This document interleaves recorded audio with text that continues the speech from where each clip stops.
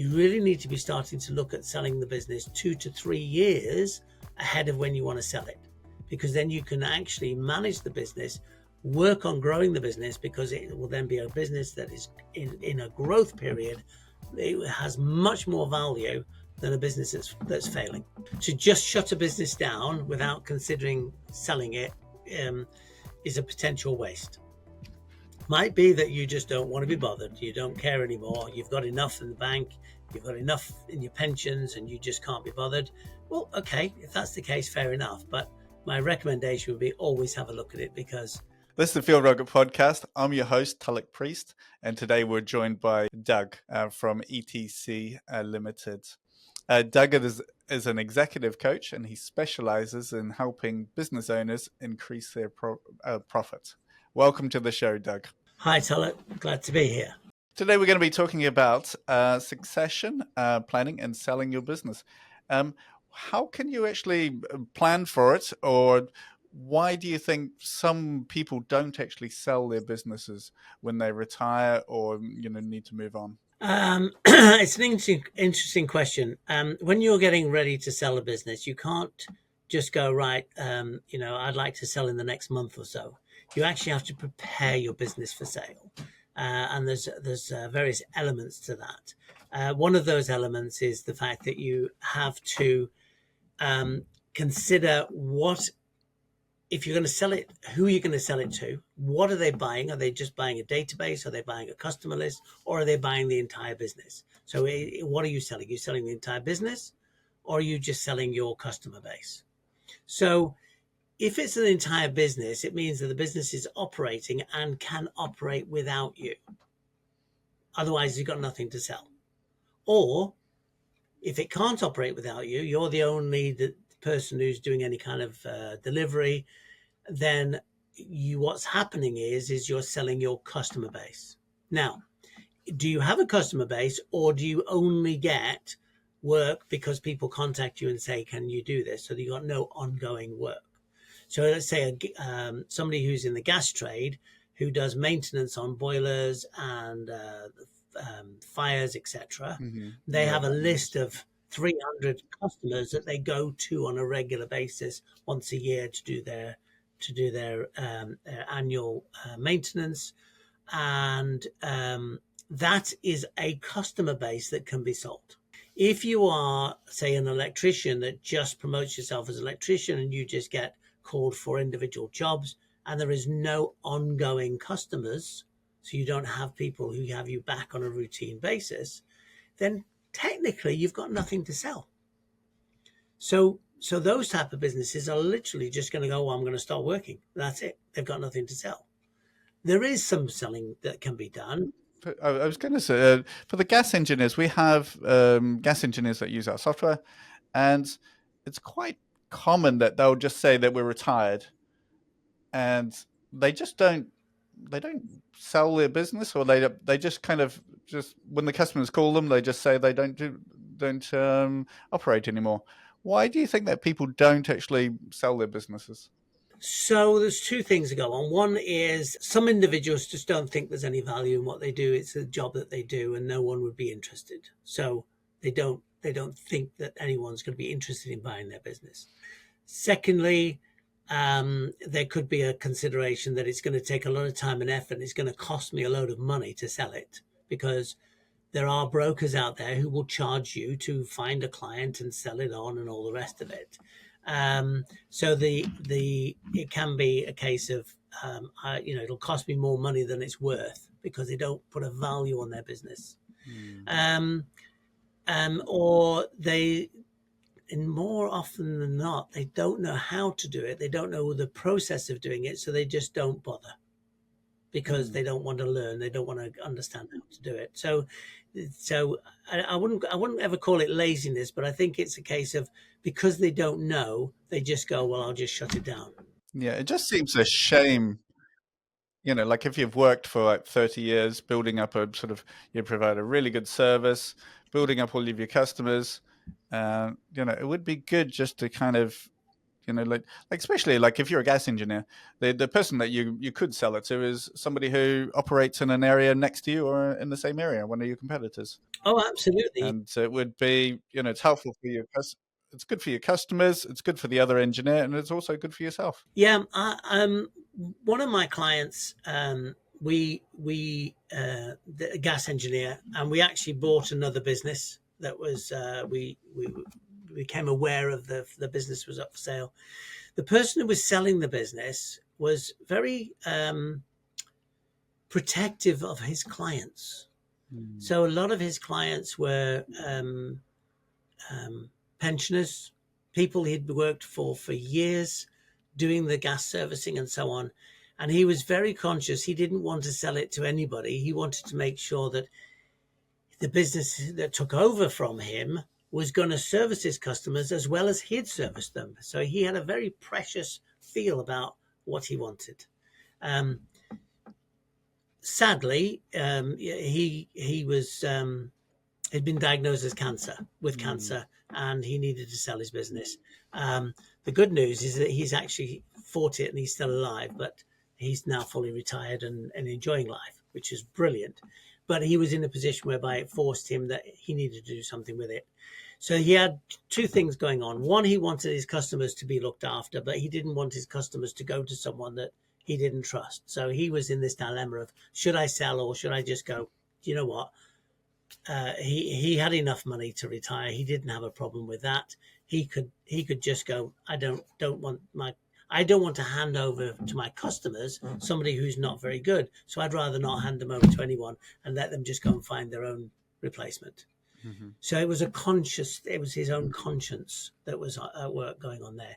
As it happened, we were able to get him a sale on his business into my client who was very trustworthy and was known to his contacts as well. So we managed to negotiate a deal, and he got a fair amount of money for it. My client got a good deal with it as well, and everyone was happy. But those were circumstances about the connections that he had and whom he knew and so on. A lot of people don't have those connections, so they don't know where to go to. They don't know where to turn to. So it's more of a kind of an unknown. So if you are thinking of like kind of retiring in the next year or two, what would be like the first steps? Like what should you do?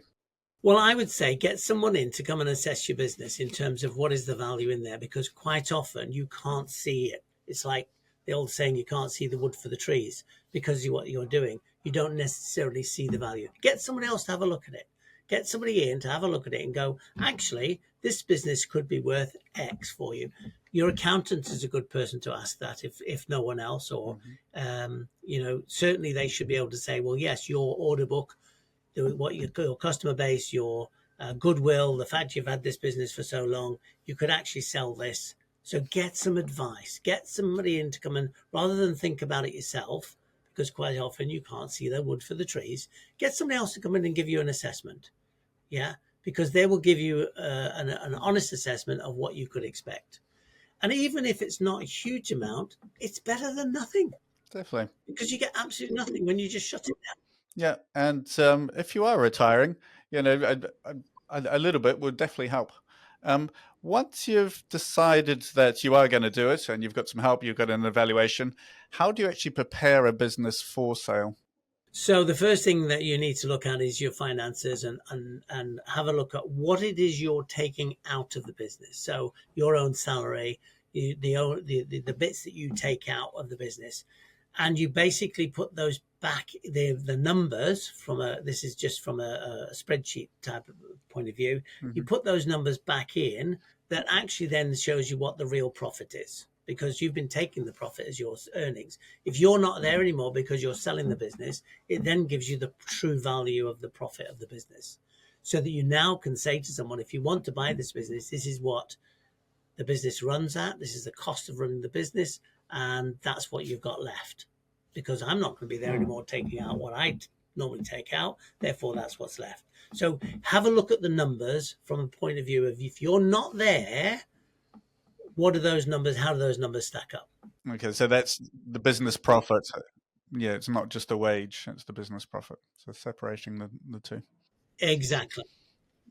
Because it's those business profits that if someone else is buying that business, let's just say they're an electrician and they're buying your business, they've already got their overheads in place, they've already got their infrastructure in place. So when they implement your business into theirs, then they will see the benefit of it without you in it. So that's why you have to rework the finances a little bit. If your business has been growing over the last few years, then brilliant, because people will be wanting to buy a business that's growing. If it's been shrinking, then you've got a bit of an issue because no one wants to buy a business that's shrinking. So, from a financial point of view, you might have to do 6 months' work or even a year's work to get the business, make sure the business is growing so that you've got a better value in it when you sell it. So, you have to do that assessment with the business.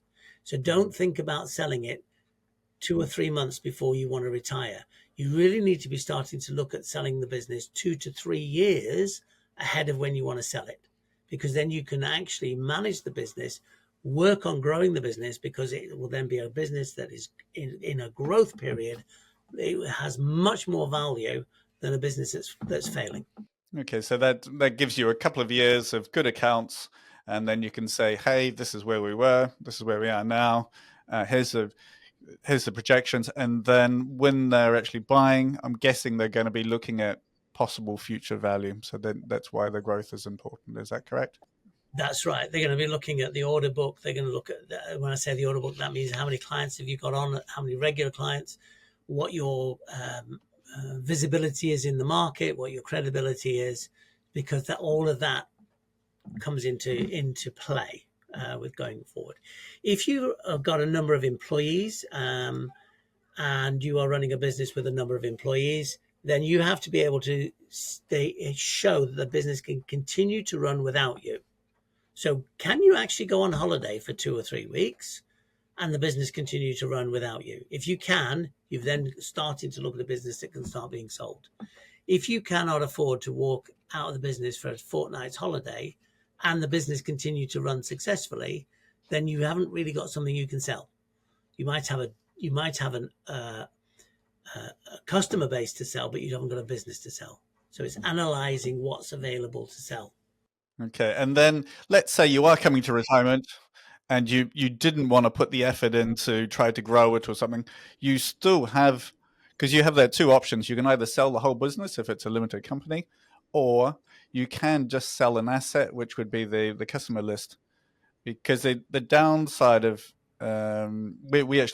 we had a previous business prior to this one which we sold. If you actually buy a limited company, you are actually buying all of the liabilities as well. That's correct. Yeah. So it's slightly cleaner. Well, it's slightly better. It depends what the outcome is. You can actually just sell the customer list, and then it's easier for the buyer in some respects because they don't have to do like a full audit of your any liabilities or anything like that your limited company might have. But I just wanted to say that if you are retiring and you don't want to kind of push the business, that order list does have value. So definitely get somebody in to actually look at the value, and then you can decide, is it worth going through the hassle, etc., of selling. But at least you actually look at it, because it could be more than you Yeah. think. I 100% agree with you. There is always a value in a business. So to just shut a business down without considering selling it is a potential waste. Might be that you just don't want to be bothered. You don't care anymore. You've got enough in the bank. You've got enough in your pensions and you just can't be bothered. Well, okay, if that's the case, fair enough. But my recommendation would be always have a look at it, because I'm sure everyone can do with a little bit of extra money, no matter how much money they've got. Mm-hmm. We run two softwares. One of the software is called Gas Engineer Software, and we've got close to 6,000 companies using it. And we do get people retiring quite regularly. And if you are going to do that, you can just ask us, because we will know of another gas engineer in your area. And then you can work out if we can just pass the details on, or you can just find them yourselves. And then you can just work out if there is an agreement, get like a rough kind of thing. Are you interested, etc. And then just kind of take it from there. But yeah, definitely get that valuation. And it just seems like, as if somebody writes in and says they're retiring and just shutting the business down, it just seems such a shame of, all those years of care, attention for your customers and effort. It is a waste if that's going to happen. Yeah, I would say, Tulloch, based on what you were just saying, if you are going to talk to a competitor, another person, just make sure you've got non-disclosure, Mm-hmm. Good point. confidentiality Mm-hmm. documents in place. Because once you start disclosing that A, you're looking at retiring, and B, this is your customer list, they don't have to buy it. They'll just go and poach it. And as much as we would like to trust everybody around us, that's not necessarily going to happen. So make sure you just cover off from a legal point of view. You've got a non-disclosure bond, confidentiality agreement, so that somebody can't just steal your business because you're talking to them about it. So yes, start talking to people, but make sure that before you give them any kind of details, that you are covered from a legal perspective. Otherwise, you could just lose your business Yeah. after deciding you wanted to sell it. Yes. Yeah. No, that's a very, very valid point. So, yeah, that was a good thing. Anything else that would be kind of useful for people to know that, if they wanted to sell or actually sort of coming up to a retirement age? Well, the other thing is, of course, is that if you're coming up to retirement age and you've got children or nephews and nieces, you might have somebody who actually wants to take on the business from a succession point of view. Okay. Don't rule that out. There may be somebody in the business. There may be somebody in your life. So ask the question: if you've got children or you've got nieces and nephews that might be interested, you never know. There might be somebody who actually just wants to take it over from you. And then you can actually just bring them into the business and have a plan to hand that business over. And that could then result in that business continues to pay you effectively as a pension because you have that agreement with the people who have taken it over. So you're handing it over to them rather than selling it. But as a result, they're continuing to pay you, which becomes your pension for as long as you need it, and you're continuing to give them advice because you've been running that business, you know what it's all about. In addition to that, your customers have still got you as a figurehead sitting in the business, and it adds continuity to the business if you're doing that. So don't ignore the fact that there may be somebody in your family who could come in and take it on that way. Or it could even be your employees. If you've got a number of employees, you could say to them, do you want to take over the business? And you can do a deal with them whereby they continue to pay you. They don't become the shareholders and full owners of it until over time while they've paid it off. So you might not get a lump sum for the business, but you might get a few years worth of payments coming in that results in that same lump sum. But the business is then done as a succession, Yeah.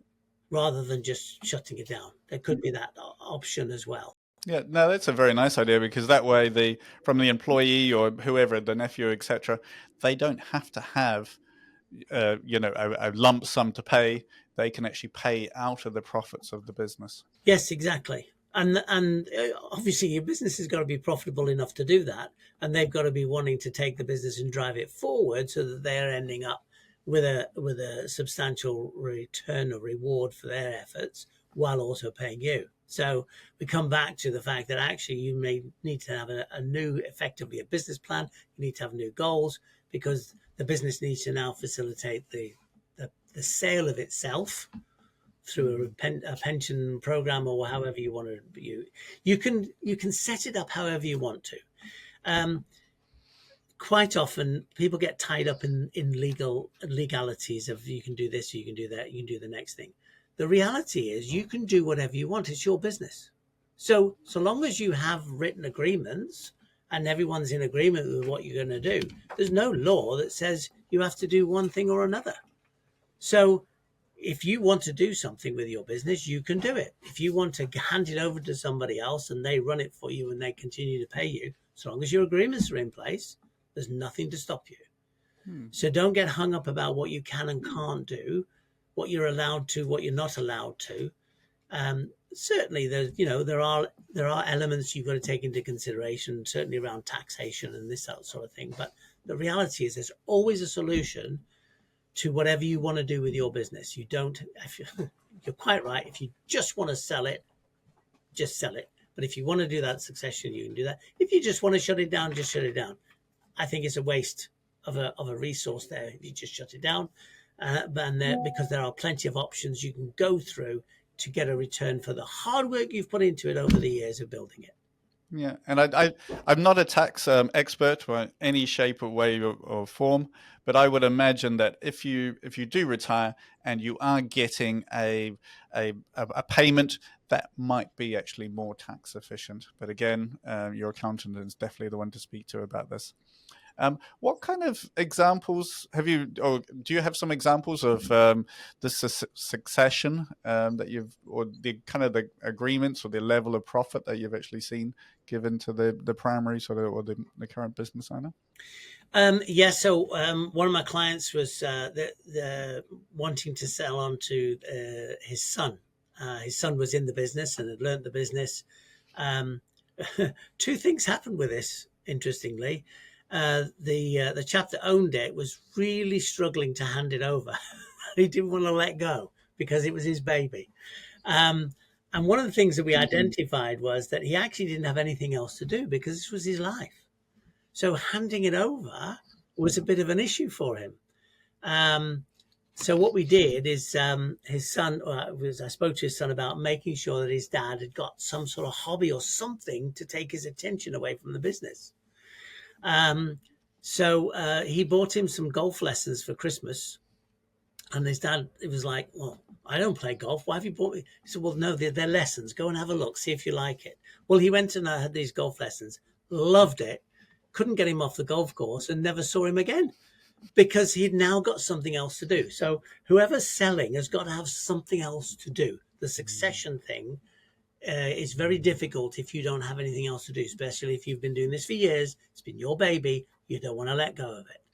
So find something else to do. It's part of your identity. It could be part of your identity. I'm a business owner. I run this kind of company. Yeah, absolutely. And some people don't want to retire because it's admitting they're getting old, which is another potential issue. But if you've got hobbies, you've got, things to go and do, whether it's photography or golf or going on cruises or whatever, just find something that you can enjoy in life. That means that you actually would rather be doing that than in the business. So now you've got a reason to get it handed over so that you can go and do what you want to do. So that's one thing to look for, to make sure that whoever's exiting the business has actually got something else to do. Otherwise, they won't want to exit.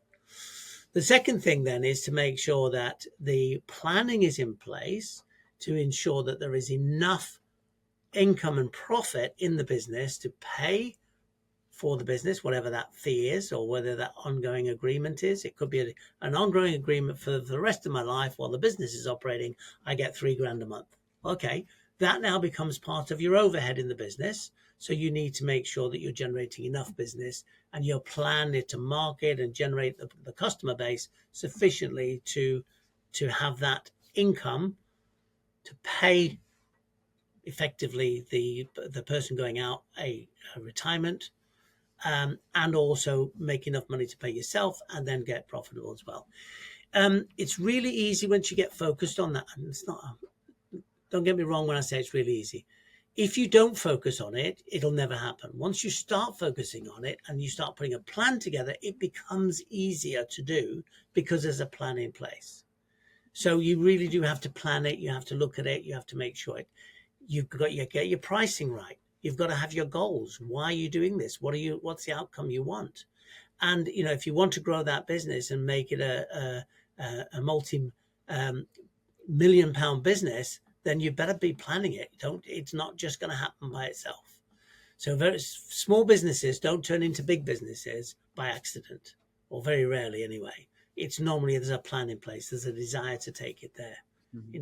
And if you look at even the big businesses, Jaguar Land Rover started as a little business making motorbike parts in the under the railway arches in Liverpool somewhere, if I remember correctly.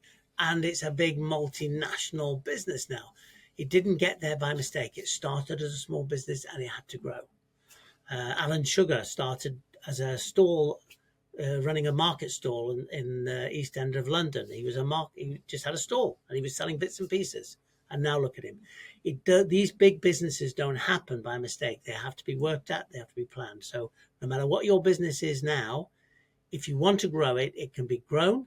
And if you want to have it as a succession going through your family, you can have that, or it then just gets sold on and the next person takes it for growth. So there's whatever you desire to do with your business, you can do it if you want to. There's a few options there. So thank you very much for that. That's very insightful. And I really appreciate you coming on to the show and sharing and helping the tradespeople. So thank you very much, Doug. And that was Doug from ETC Limited, who helps businesses become more profitable. Thank you. Thanks very much.